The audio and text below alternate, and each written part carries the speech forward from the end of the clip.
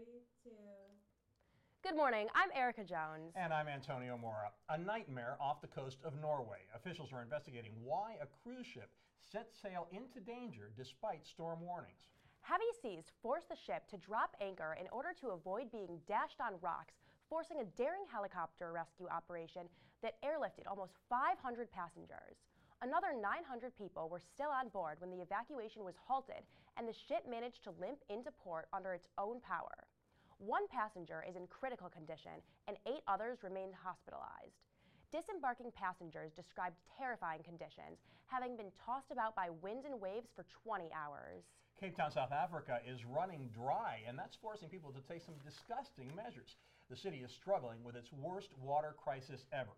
Authorities have ordered residents to use a maximum of 13 gallons a day. That's forced some people to take showers in buckets to then reuse the soapy water.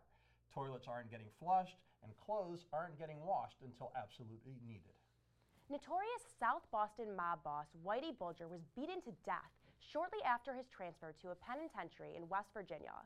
Bulger was captured after 16 years on the run. He was finally brought to justice in 2013 for a murderous reign of terror that inspired books and films. Bulger, who was 89, was beaten unrecognizable by inmates who are believed to be affiliated with the mob.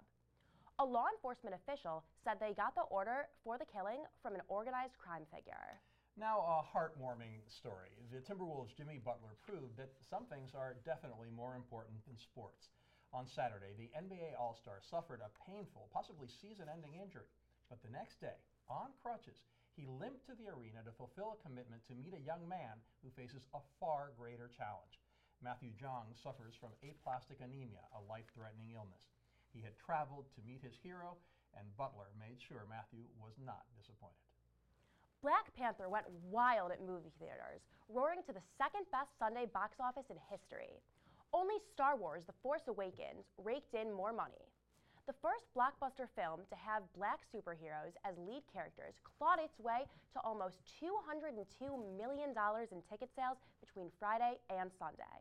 That's the 5th best 3-day opening of all time. It's a great movie, isn't it? Well, if you didn't know who Shaquem Griffin was before, you probably do now because he's become the NFL Combine's greatest story. The one-handed football player stunned everyone when he ran the fastest ever 40-yard dash by a linebacker.